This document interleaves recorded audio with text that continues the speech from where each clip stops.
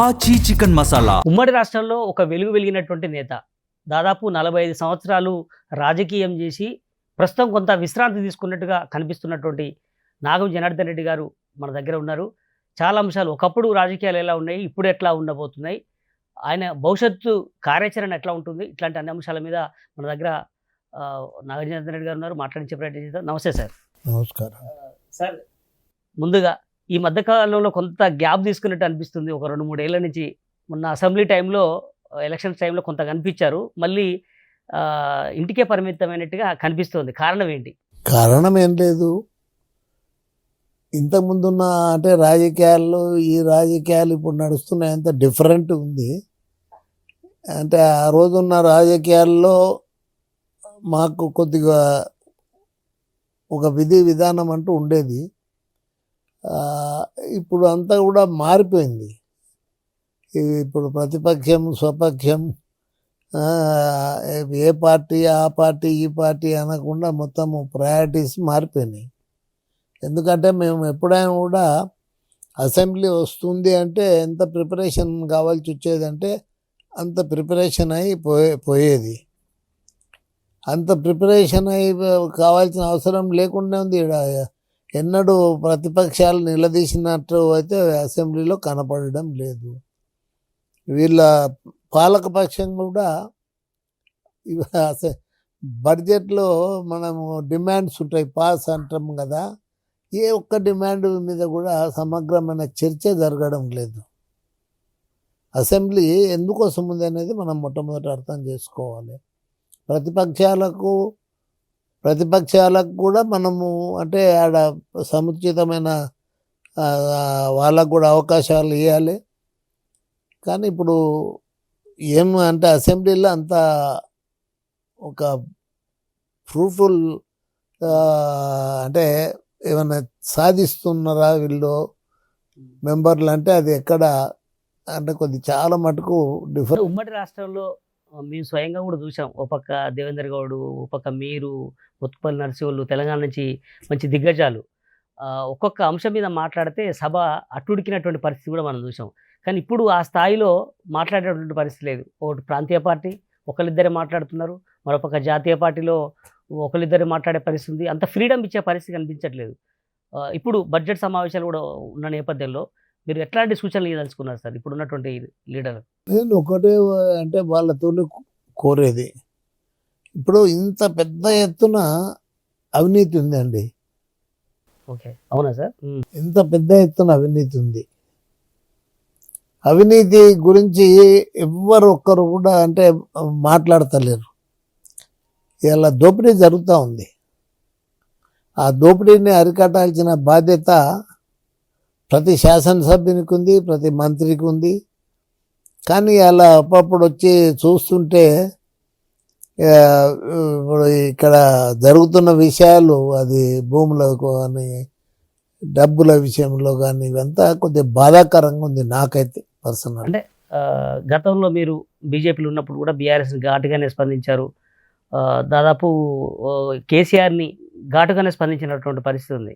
దాని తర్వాత ఇప్పుడు బీఆర్ఎస్లో సరే కొంత అంటుముట్టనట్టుగా ఉంటున్నట్టుగా జరుగుతున్న నేపథ్యంలో ఇప్పుడు రేవంత్ రెడ్డిని కూడా టార్గెట్ చేసి మాట్లాడుతున్నారు అప్పుడప్పుడు. బట్ ఎట్లా చూస్తారు ప్రధానంగా ఈ ప్రభుత్వ హయాంలో ఎక్కడెక్కడ లూప్ లైన్స్ ఉన్నాయి, ఎక్కడెక్కడ అవినీతి జరుగుతుందని మీరు భావిస్తున్నారు ఒక సీనియర్ పొలిటీషియన్గా? ఇప్పుడు ఒకటండి, ఇరిగేషన్ ప్రాజెక్ట్స్ ఉన్నాయి. ప్రయారిటీ ఏంది? ఇలా ఇప్పుడు వాళ్ళ ప్రయారిటీలు మర్చిపోయినరు. ఇప్పుడు నిన్న ఒక అంటే వార్త చూసినాను, వెంటనే మేము పాలమూరు రంగారెడ్డి పూర్తి చేస్తాం. అరే ఇప్పటికి వచ్చి 2 సంవత్సరాల పావు అయిపోయింది. కానీ పాలమూరు రంగారెడ్డిలో ఒక 3.5 కిలోమీటర్ల కాలువ తోడి ఉంటే ఒక యుద్ధ అంటే పూర్తిగా అంటే ఇన్వాల్వ్ అయిపోయి తొందర చేసింటే అది దాదాపు ఇవాళ మాకు అక్కడ నార్లాపూర్ల రిజర్వాయర్కి ఏమో ఇప్పుడు నింపుకొనికి ఉంది. పక్కన వచ్చి ఏదుల రిజర్వాయరు నిండు, అది 6.5, అది 6.5 టీఎంసీలు, 15 టీఎంసీలు 8 నిండు, దాదాపు 19 టీఎంసీలు నార్ల మన కర్వెన్ల నిండు, ఉద్దండాపూర్లో 10 టీఎంసీలు అట్లా. ఇప్పుడు ఇది ఒక్కటే మనం నింపుకోగలుగుతాం ఇవాళ ఉన్న పరిస్థితిలో.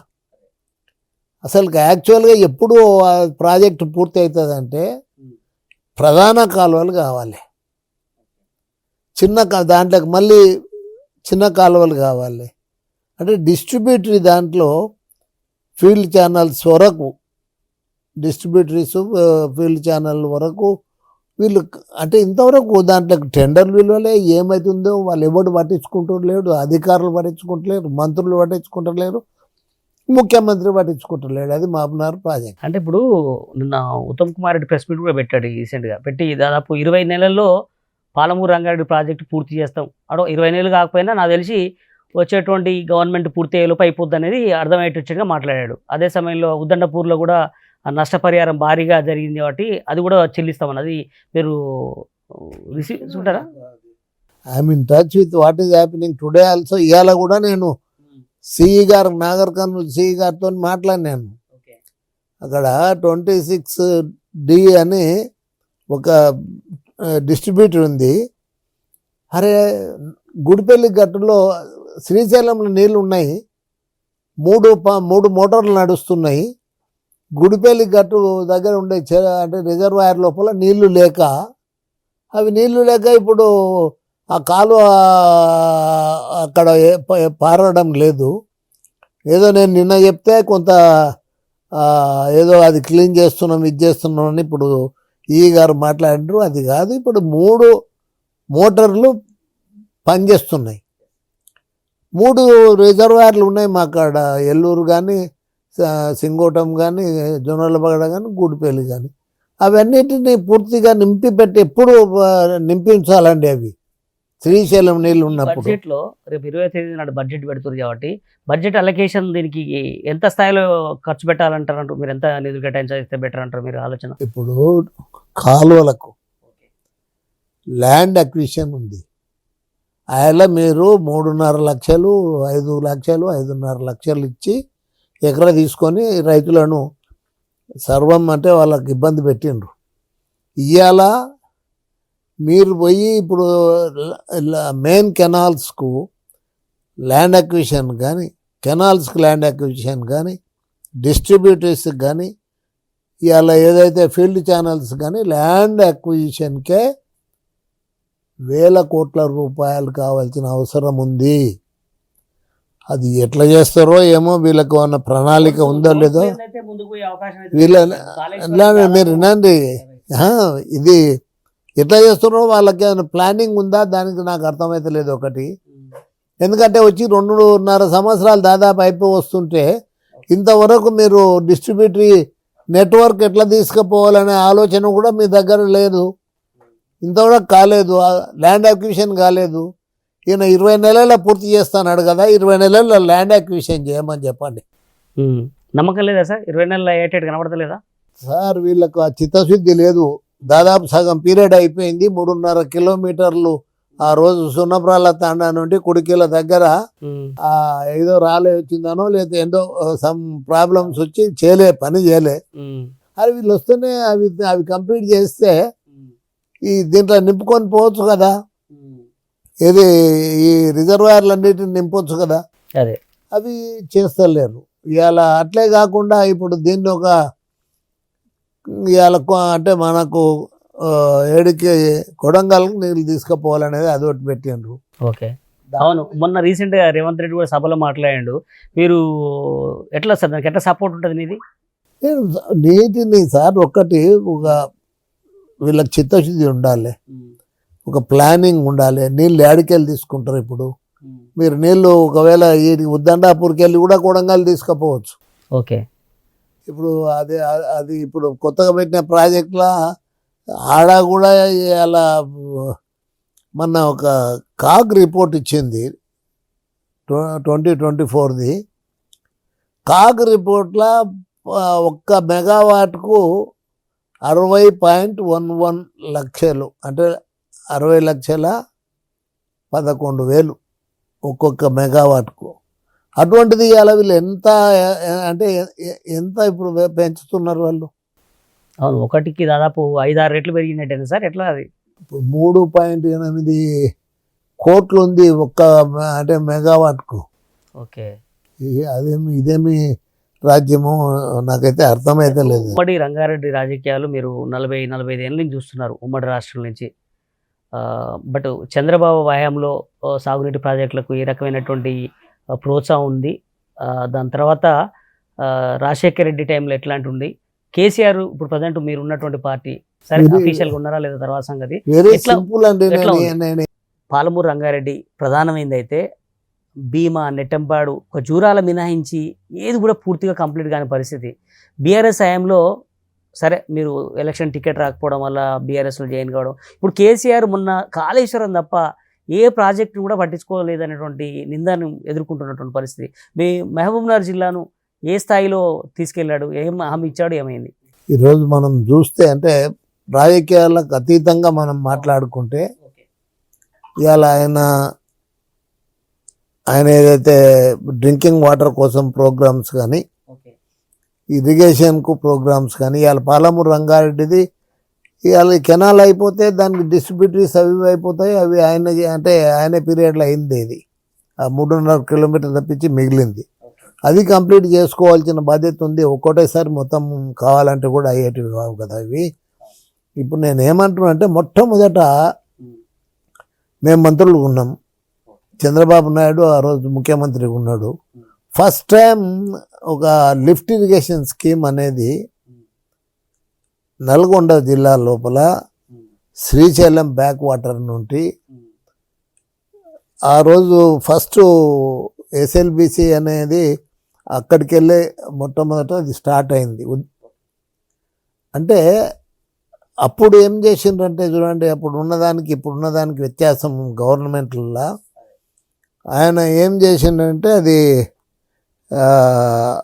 ఏదైతే మనం బోర్ వేస్తుంటే బోర్లు వేసిగా టనల్స్ అవన్నీ వచ్చిన తర్వాత తీసుకునేది ఏదైతే ఉంటుందో వాటర్ లిఫ్ట్ ఇరిగేషన్ స్కీమ్కు ఒక పంప్ హౌస్ ఉండాలి, సర్జ్ పూల్ ఉండాలి, కెనాల్ రావాలి, నీళ్ళు మళ్ళీ మీదికి పంపింగ్ చేసేందుకు పంప్స్. సరే, ఇక్కడ ప్రధానంగా కేసీఆర్ మహబూబ్నగర్ నిర్లక్ష్యం చేసిండా లేదా అంటే, ఒక పక్క మొన్నటి వరకు కాంగ్రెస్ పార్టీ ప్రతిపక్షంలో ఉన్నప్పుడు తీవ్రంగా ఆరోపణ చేశాడు రేవంత్ రెడ్డి కానీ పిసిసి అధ్యక్షుడు ఉన్నప్పుడు. అంతకన్నా ముందు వేరే వాళ్ళు కూడా ఆరోపణ చేసినటువంటి పరిస్థితి. మీరు గతంలో రాజశేఖర రెడ్డితో పోల్చుకొని చంద్రబాబుతో పోల్చుకుంటే కేసీఆర్ మహబూబ్నగర్కు నష్టం చేసిండా లాభం చేసిండా? సూటిగా ఒకటి, ఎక్కువగా లాభం మనకు కనిపించకపోవచ్చు కానీ ఈ పాలమూరు రంగారెడ్డి అనేది ఇవాళ మొత్తం కంప్లీట్ అయిపోతే మాకు ఖచ్చితంగా భరోసా ఉంది. ఆ ప్రాజెక్ట్ తోటి మా ప్రాంతాలు బాగా అయిపోతాయి. ఇప్పుడు నేను ఎందుకు చెప్తున్నానంటే అది అది అది కండ్యూట్ అయితే అయిపోతుంది కదా. నీళ్ళు అయితే అక్కడికి వచ్చి రిజర్వాయర్లో పడుతున్నాయి కదా. ఇక అవి ఇప్పుడు ఆడికి వచ్చిన తర్వాత తీసుకుపోవడం అనేది ప్రజల ఒత్తిడి పెరుగుతుంది అప్పుడు కాలువల మీద. అందుకోసం ఇవాళ ఈ ముఖ్యమంత్రికి పట్టించుకోవాలి, ఆ మంత్రి పట్టించుకోవాలి. ఏదో డిండికి తీసుకుపోతానంట మళ్ళా వీడికి బొక్కలు కొట్టి, చాలా తప్పండి ఆయన చేస్తున్న వ్యవహారం. మీరు ఉత్తమ్ను కలిసే ప్రయత్నం ఏమైనా చేశారా? ఆయన పూర్తి స్వేచ్ఛ రేవంత్ రెడ్డి ఉత్తమ్ కుమార్ రెడ్డికి ఇచ్చినట్టుగా తెలుస్తుంది కాబట్టి మీకు పాత పరిచయమేనే. పరిచయాలతోటి అయిపోతాయండి ఇవి, పరిచయాలతోటి కావు ఇవి. ఓకే, అంటే కొన్ని టెక్నికల్ అంశాలు ఆయన దృష్టికి తీసుకెళ్తారు కదా, ఏది ముందు చేస్తే. సింపుల్ చెప్తున్నాండి, అలా మనం మోటార్లు కొంటున్నారు, ఏది కిందికి వెళ్ళి తీసుకురావాలి, 100 మీటర్స్కి వెళ్ళి రావాలి. అది కూడా ఒక్కొక్క మెగావాట్ 17-18 దీంట్లో. ఇప్పుడు మొట్టమొదట ఇక్కడనేమో పాలమూరు రంగారెడ్డికి 145 మెగావాట్లు బిగ్గెస్ట్ మోటార్స్.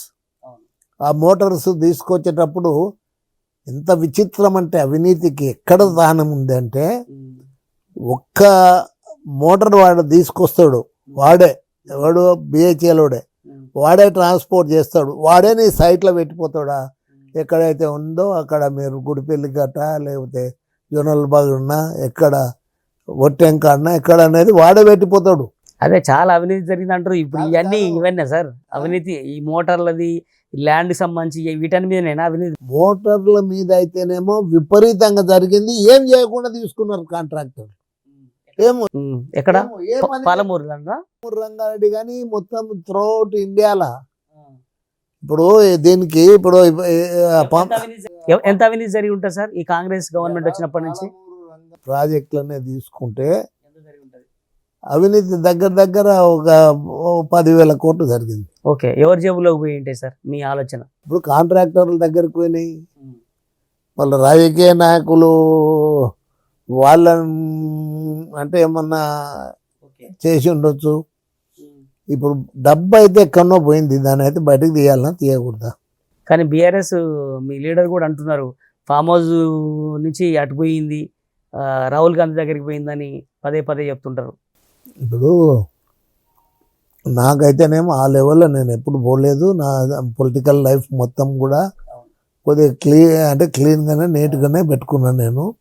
ఇవాళ నేను ఒకటి అడుగుతున్నాండి, ఇప్పుడు మోటార్ అంటే వాళ్ళే ఇక్కడ వచ్చి దించి వాళ్ళే సూపర్వైజ్ చేసి వాళ్ళే కమిషన్ చేసి పోతారు మోటార్లు. కాంట్రాక్టర్కి ఏం లేదు. ఇప్పుడు ఫర్ ఎగ్జాంపుల్ ఒక కాళేశ్వరం అంటే ఇప్పుడు ప్రాంతీయ చేవలిలా 6, 8, 10, 11 ప్యాకేజీలా దాంట్లోకి నేను అడిగితే రైట్ ఇన్ఫర్మేషన్లో ఆన్లైన్లో అడిగితే 1686 కోట్లు అని ఇచ్చిండ్రు.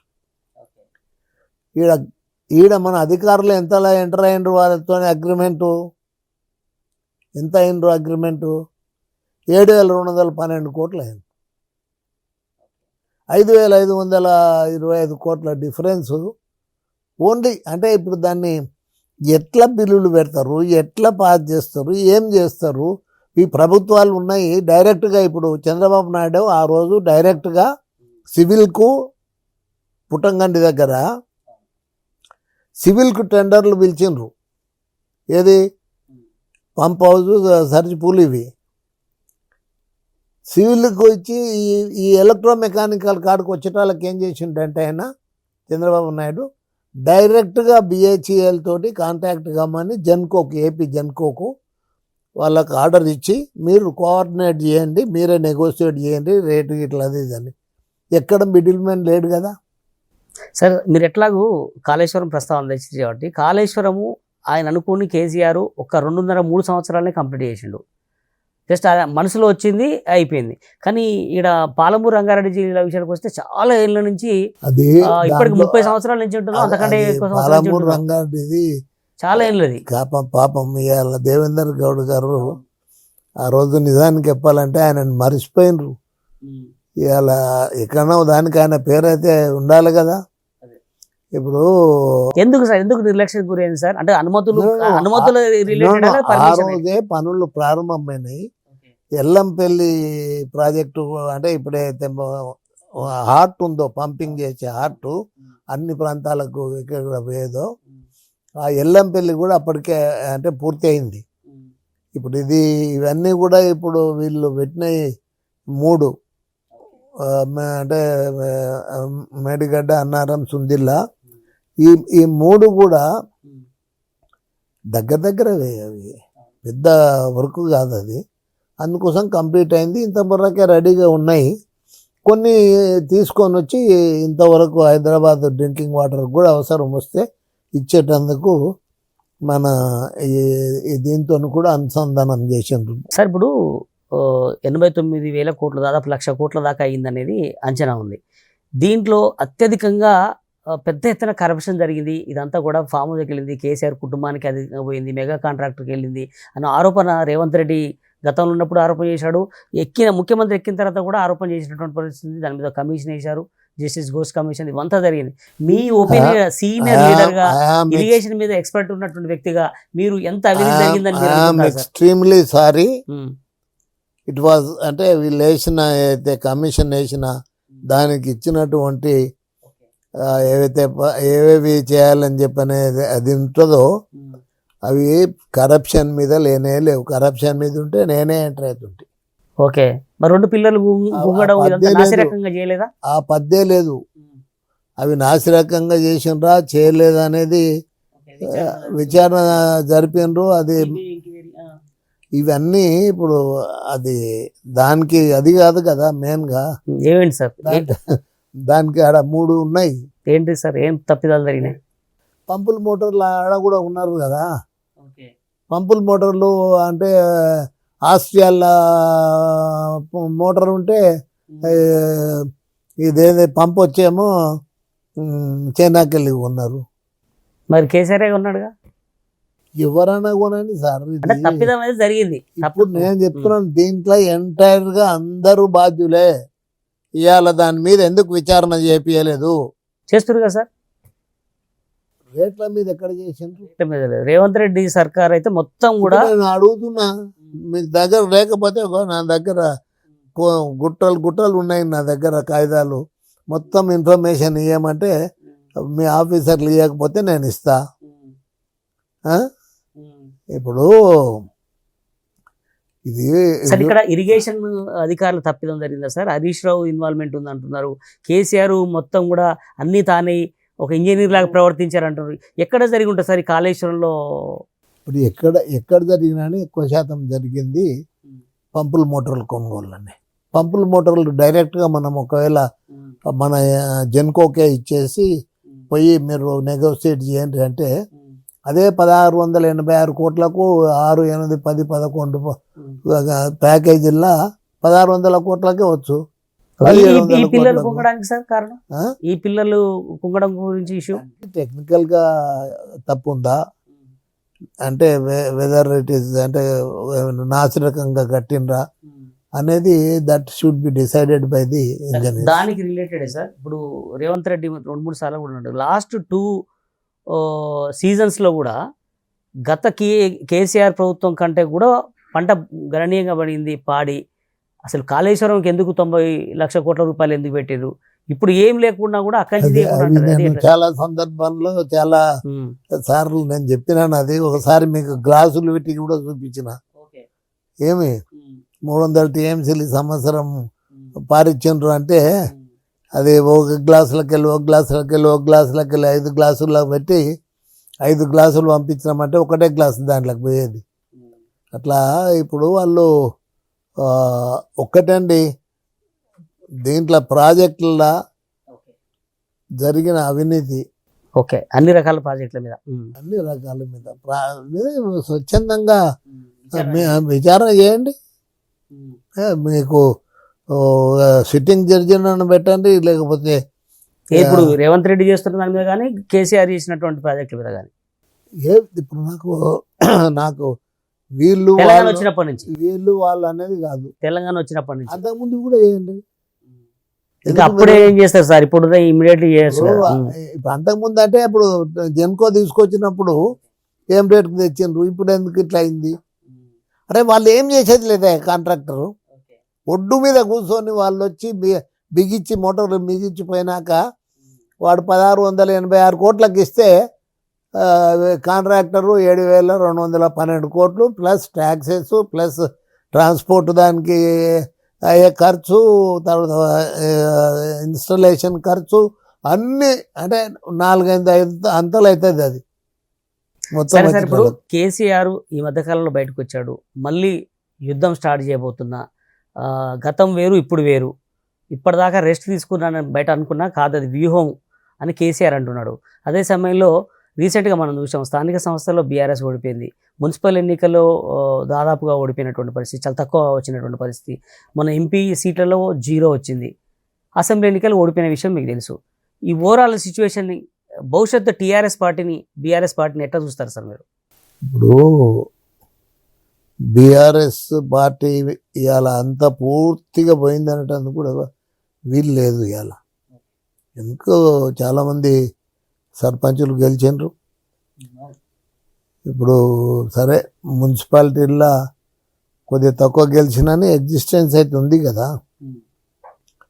ఇప్పుడు నేను ఇప్పుడు పార్టీలో అది నేను మంత్రిగా ఉన్నప్పుడు రాజశేఖర రెడ్డి ఊర్లో పొంటి అప్పుడు రాయలసీమ విమోచన సమితి అని పెట్టి ఊర్లో పొంటి ఈయన మైసూర్ రెడ్డి ఇద్దరు పోతుంటే ఆడ 60-70 మంది ఉండని ఉపన్యాసాలు అయితే కొట్టిపోతుండ్రి.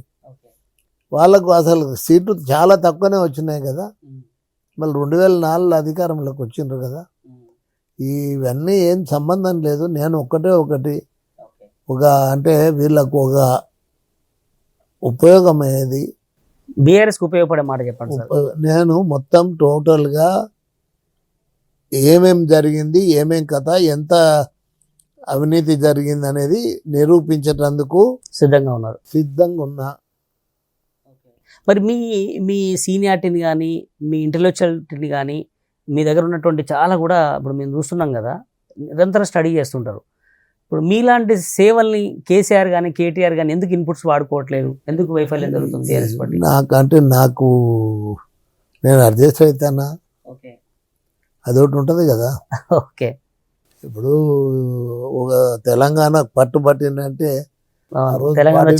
సస్పెండ్ చేసి నేను మళ్ళీ మొత్తం 10 జిల్లాలు తిరిగి అరే భరోసా యాత్ర చేసి బతికుండి సాధించుకుందాం, బలిదానాలు వద్దని చెప్పి తిరిగినోనే కదా. నగర సమితి పెట్టారు, దాని పెద్ద ఎత్తున జనాల్లోకి వెళ్ళారు.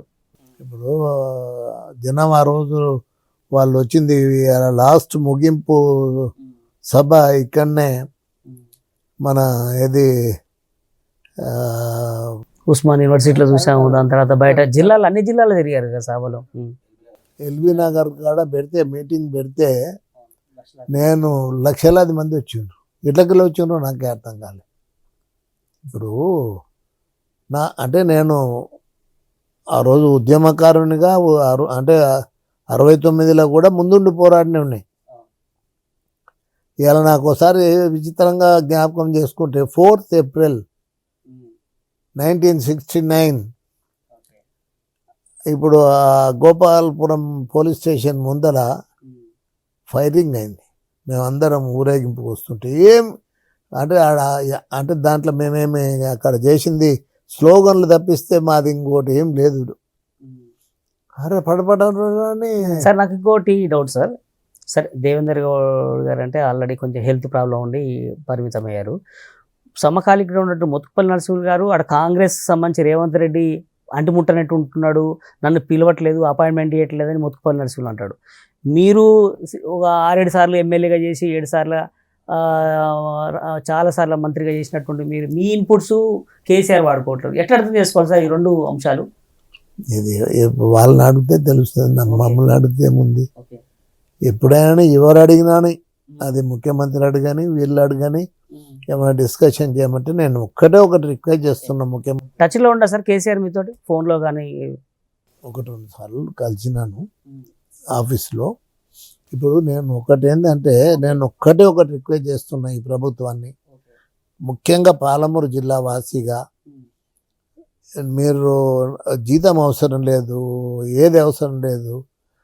నేను అంటే పని ఒకటి మైల్ స్టోన్స్ మీరు ఇవ్వండి.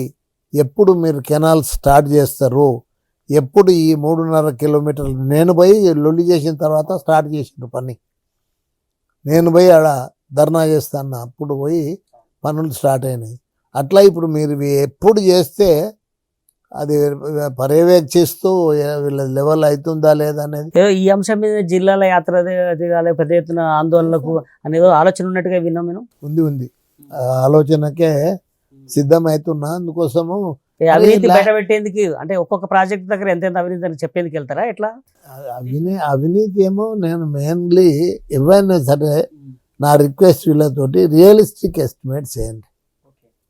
రూపాయిది 5 అంటే 5 రూపాయలు ఖర్చు పెట్టి 5 రూపాయలు ఒక కాంట్రాక్టర్కి ఇచ్చినోడు ఆడ 4 రూపాయలు ఎక్కువ అవుతుంది లేదు. ఈడ రైతులకు భూమి తీసుకొని 3.5 లక్షలు 5.5 లక్షలు ఇవాళ ఏందండి. ఇవాళ మీ ల్యాండ్ కూడా పోయినట్టుంది కదా దాంట్లో. నాది మస్తుగా పోయింది, నా ల్యాండ్ మస్తుగా పోయింది. ఇంకోటి సార్, ముఖ్యమంత్రి పదే ఆనాడు మేము కూడా చూసినాం తెలుగుదేశం పార్టీ ఆఫీస్లో మీకు శిశరికంగా రేవంత్ రెడ్డి ఉండేది. ఇప్పుడు ముఖ్యమంత్రి అయ్యిండు, మీ మహబూబ్నగర్ వాసి, మహబూబ్నగర్ ఏదో డెవలప్ చేయాలి అన్నటువంటి ఒక కసితో కూడా ఉన్నట్టుగా కనిపిస్తుంది. మరి మీరు సపోర్ట్ చేసే అవకాశం ఉంటుందా? ఒక పక్క పదే పదే మాట్లాడుతుంటాడు, నాగమన్న నాగమన్న అని కూడా అంటుంటాడు. ఒకవేళ పిలిస్తే వెళ్ళే అవకాశం ఉంటుందా? ఇప్పుడు పిలిస్తే నేనేమి అది పోను. ఏదైనా ఇట్లే ఒకవేళ ఓ ప్రాజెక్టు విషయంలో చర్చిద్దామని దానికను ఏదైనా పిలిచినా నేను సిద్ధంగా ఉన్నా. అంతేదా పార్టీలోకి జాయిన్ గారు కాంగ్రెస్లో? ఇప్పుడు ఇప్పుడు ఇప్పుడు ఇప్పుడు నేను కాంగ్రెస్ని బతికిచ్చిందే నేను కదండి. ఆ రోజు వాలియా నాయక్ అని చెప్పని ఒక రాములు అని చెప్పని సర్పంచ్ బిజినపల్లి వాళ్ళని కొట్టడము, మెడ మీద కాలు పెట్టి తొక్కి ప్రాణం తీస్తే అన్నప్పుడు ఒక అంటే వెనుక పెట్టిన అంటే ఎస్సీలు కానీ ఎస్టీలు కానీ ఎవరైనా కానీ వాళ్ళ మీద అంటే దౌర్జన్యాలను కాదనే కదా నేను కాంగ్రెస్ పార్టీకి వెళ్ళి పెద్ద ఎత్తున బిజినపల్లి మీటింగ్ పెడితే ఆ మీటింగ్కి అందరు వచ్చిండ్రు. వీళ్ళంతా ఇప్పుడు మొత్తం ఇప్పుడు ఉన్న మంత్రులు గింతులంతా కూడా, కానీ నన్ను మాత్రం పక్కకి పెట్టారు.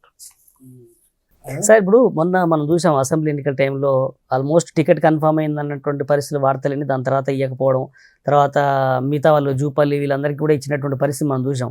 అప్పుడు అట్లనే కాంగ్రెస్ పార్టీలో ఉండుంటే ఈరోజు మీరు రాజ్యసభకు ఎమ్మెల్సీకి పోయేవాళ్ళని ఒక చర్చ జరుగుతుంది. అది ఉండమన్నారు, ఫ్యూచర్ చూస్తామని చెప్పి రాహుల్ గాంధీ నాకు చెప్పిండు.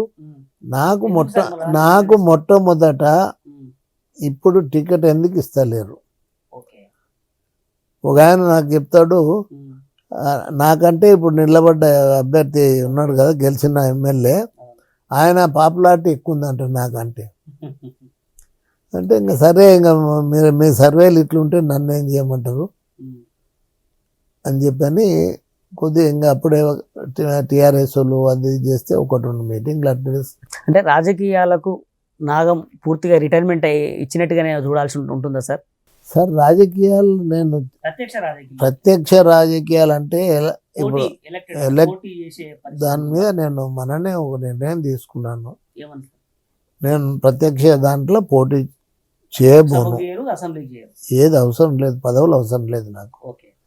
కానీ ఏదైతే మనం తెలంగాణ కోసం ఆ రోజు ఈ రోజు ముందుండి పోరాడినోడిని, ఇలా తెలంగాణలో మాత్రం ఈ ఉద్యోగాలు కానీ నీళ్లు నియామకాలు నిధులు వీటి విషయంలో మాత్రం నా పోరాటం కొనసాగుతుంది. అంటే ఇప్పుడున్నటువంటి పరిస్థితుల్లో అంటే మీకు వారసుడిగా మీ మొన్న చూసాం పోటీ ఏదో కౌన్సిలర్ చేసినట్టుగా ఉంది కదా? అయితే భవిష్యత్ ప్లానింగ్ ఎట్లా ఉండబోతుంది మీకు వారసుడిగా బాబుని? ఇప్పుడు వారసుడు అనేది కాదండి, వాళ్ళకి ఇంట్రెస్ట్ ఉంటే వాళ్ళకున్న అంటే ప్రజలకు వాళ్ళు కూడా నా వెంబడి ఉండి కొంత సర్వీస్ చేసిండ్రు కదా పబ్లిక్. ఇప్పుడు వాళ్ళ ఇంట్రెస్ట్ వాళ్ళు చేస్తే నేను ఉన్న సూచనలు ఇస్తుంటాను. నాకు కూడా తెలిసిన వాళ్ళు ఉన్నారు కదా, వాళ్ళు ముందుకు వచ్చి పోతే వాళ్ళకు పూర్తిగా బీఆర్ఎస్ లోనే కంటిన్యూ చేసే అవకాశం ఉందా బాబుని? లేదంటే పరిస్థితులను బట్టి, ఎందుకంటే మీరు సీఎం మినాయించి అన్ని పోస్టులు చూశారు. ఇప్పుడు నాకు ఇప్పుడు నేను వైద్య ఇప్పుడు నేను ఏ ఆలోచనలో లేను. ఇప్పుడు ఆయన పార్టీలో ఉన్నాడు, నడుస్తుంది. ఇప్పుడు కొంత ఎట్లుంటుందంటే కొంత అడ్జస్ట్ కావాలి కదా, అడ్జస్ట్ కానిచ్చే పరిస్థితి కూడా ఉండాలి కదా ఆడ. అంటే ఇప్పుడు గువ్వల బాలరాజు అంటే వెళ్ళిపోయాడు కాబట్టి ప్రజెంట్ అచ్చంపేట మీద దృష్టి పెట్టినట్టుగా ఏదో జరుగుతుందో, అది బీఆర్ఎస్ పార్టీ ఏమైనా హామీ ఇచ్చే అవకాశం ఉంటుందా? అచ్చంపేట రిజర్వ్డ్ కానీ నెక్స్ట్ రిజర్వేషన్ మార్చే అవకాశం ఉంటుంది, ఎందుకంటే 2029కి మార్పులు జరుగుతాయి అంటున్నారు కాబట్టి. 29 కంటే ఎలక్షన్స్ ఎప్పుడైతాయి? అసెంబ్లీ ఉంది కదా, అసెంబ్లీ 28 ఎండింగ్ 29లో అవుతాయి సార్. అందుకోసం అది ఇప్పుడు ఎక్కడికి వెళ్ళైనా చేయొచ్చు అండి, చేయాలనుకుంటే ఏముంది. ఇప్పుడు మా ఊర్లు పోయినాయి, మా వనపర్తికి పోయినాయి. నన్ను గెలిపించిన గ్రామాలు 2004లో ఓడిపోతున్నాడు అంటే 4-5 వేలు మైనస్లు ఉంటే నా మండలం గోపాలపేట మండలం ఒక్కటిసారి ఏన్స్కామ్ స్టార్ట్ అయిపోయినాక గెలిచిపోయినా. సార్ చివరిగా సార్, ఈ శేష జీవితాన్ని దాదాపు 45 సంవత్సరాలు రాజకీయాలు ఉన్నారు, మీరు పొందని పదవులంటూ లేవు, ముఖ్యమంత్రి మినాయించి అన్నీ కూడా అయిపోయినాయి. కానీ రాంగ్ స్టెప్ ఒకవేళ కేసీఆర్ తరాలోనే మీరు కనుక ఆనాడు కరెక్ట్ స్టెప్ తీసుకుంటే మీరే ముఖ్యమంత్రి అయ్యేవాళ్ళు అనే చర్చ కూడా జరిగేది. బట్ ఎక్కడ మీ రాంగ్ స్టెప్ జరిగిందని మీరు అనుకుంటున్నారు సార్? రాంగ్ స్టెప్ అని కాదు, నాకు నేను ఏంటంటే ఎప్పుడు నేను మీరు చూసిండ్రు కదా, గాలి జనార్దన్తో కొట్లాడినా, ఒంటరినైనా కొట్లాడినా, ఇలా ఔటర్ రింగ్ రోడ్ దాని మీద కొట్లాడినా, సుప్రీంకోర్టు దగ్గర పోయినా, కేసులు ఎదుర్కొన్నారు. ఇక్కడ కేసులు మొన్న చంద్రబాబుతో కూడా కలిశారు కదా సార్ ఆంధ్రప్రదేశ్ ముఖ్యమంత్రి. ఇక్కడ ఇంకా మా ఆర్డిఎస్ ఉంది, దాని మీద సుప్రీంకోర్టుకు పోయి కొట్లాడినా. ఇప్పుడు ఈ కరప్షన్కు ఇక్కడ ఉన్న ఈ పాలమూరు రంగారెడ్డి దానికి కూడా కొట్లాడినా. ఇప్పుడు అంటే ఎవరైతే అవినీతి మీద పోరాడతారో వాళ్ళు అంటే ప్రజలకు ఇష్టం లేదు ఏమో, నాకేం తెలుసు. ఓకే, చివరిగా ఇప్పుడున్నటువంటి రాజకీయాలు చాలా అంటే భ్రష్టు పట్టిపోయాయనేటువంటి చర్చ జరుగుతున్నటువంటి నేపథ్యంలో ఏం సూచనలు ఇవ్వదలుచుకుంటారు యువ పార్టీలోకి? అంటే ఏ పార్టీలోకి చేరినా కూడా ఎట్లాంటి నిబద్ధతతో పనిచేయాలి, ఎట్లా కమిట్మెంట్తో ఉండాలని మీరు సూచిస్తారు సార్ సీనియర్ లీడర్గా? ఒకటండి, ఇప్పుడు మంచినీళ్ళు ఇస్తున్నారు, సాగునీరు వస్తుంది. ఇప్పుడు నిధులు సమకూర్చడంలో ఒక పద్ధతి ప్రకారంగా ఉండాలి, నియామకాలు జరగాలి. తర్వాత ఈ ఇరిగేషన్ కానీ, అగ్రికల్చర్ కానీ, ఎడ్యుకేషన్ కానీ, హెల్త్ కానీ, అంటే ఇంకా సరే ఐటీ. ఇప్పుడు గతంలో మొత్తం నీటిపారుదల రంగం మీద దృష్టి పెట్టి లక్షల కోట్ల రూపాయలు అటే పోయినాయి అనేది ఆరోపణ. ఇప్పుడు విద్యా వైద్యానికి అధిక ప్రాధాన్యత ఇస్తున్నామని రేవంత్ రెడ్డి అంటున్నాడు, 6 గ్యారంటీలు అమలు చేస్తున్నాం అంటున్నాడు. దాని మీద మీ ఒపీనియన్? రేవంత్ రెడ్డి పాలనకు ఎన్ని మార్కులు ఇస్తారు సార్ చివరిగా చెప్పండి? నేను అది 6 పాలన 6 ఏంటివేంటి నాకు తెలుస్తలేవు. ఇందిరమ్మ ఇల్లు ప్రధానంగా, ఆర్టీసీ బస్సు, గ్యాసు, 200 యూనిట్ల కరెంటు, ఇట్లాంటి వీటి మీద ఇవి కూడా ఇస్తా అంటున్నాడు. ఆడపిల్లలకు 4,500 అన్నాడు, అదేమైనాయి. మహిళలకు 2,500 అన్నాడు, అవేమైనాయి. ఇప్పుడు చాలా చెప్పి ఓట్లు వేయించుకున్నాం కదా. అవి ఎప్పుడైనా వాగ్దానాలు చేసినప్పుడు ఎలక్షన్లో సుప్రీంకోర్టు కూడా గమనించాలి. ఈవెన్ కాన్స్టిట్యూషన్ కూడా. అది ఇప్పుడు ఎవరైనా సామాన్యుడు ఎలక్షన్లో పోటీ చేసే పరిస్థితి ఉందే? నేను మొట్టమొదటి ఎమ్మెల్యేగా నిలబడ్డప్పుడు 72,000 ఎమ్మెల్యే అయినా. అప్పుడు ఎంత ఖర్చు అయింది సార్? 72,000 అయింది. తక్కువనే ఉండాలి కానీ అదే మించిపోయింది. కానీ ఇప్పుడు మన సర్పంచులను అడగండి, ఒక వార్డు మెంబర్ ఎంత పెట్టిండు. అప్పుడు ఒక వార్డు మెంబర్ పెట్టినంత నేను పెట్టి ఎమ్మెల్యేనైనా 3 సార్లు 4 సార్లు. అప్పుడు మొత్తం 6 సార్లు ఎమ్మెల్యే అయినామంటే ఇవాళ మనకు ప్రజలు ఒకసారి ఎదురుగా నాకు డబ్బిచ్చి ఓట్లేసిండ్రు. ఇవాళ నేను ఒక డాక్టర్గా ప్రజలకు సేవ చేసి వాళ్ళ మన్నలను అంది రాజకీయాలకు వచ్చినోడిని, నిస్వార్థంగా రాజకీయం చేసినోడిని. అందుకోసం ఇవాళ నేను ఒకటి కోరుతున్నా, ఈ ఇరిగేషన్ ప్రాజెక్టులు ఏవైతే ఉన్నాయో వాటిని ఎవరు రేవంత్ రెడ్డి గారు ఒక పద్ధతి ప్రకారంగా ఒక ప్లానింగ్ ఉండాలండి. ఆ డబ్బు కూడా నువ్వు పెట్టేటప్పుడు ఇప్పుడు కెనాల్స్కు నీకు ల్యాండ్ అక్విజిషనే కాకపోతే ఈయన 20 ఏళ్లకు ఎట్లా చేస్తాడు? రైట్ సార్, థ్యాంక్ యూ మీ విలువైనటువంటి సమయం మాకు కేటాయించినందుకు. చూశారు కదా మాజీ మంత్రి నాగం జనార్దన్తో స్పెషల్ ఇంటర్వ్యూ.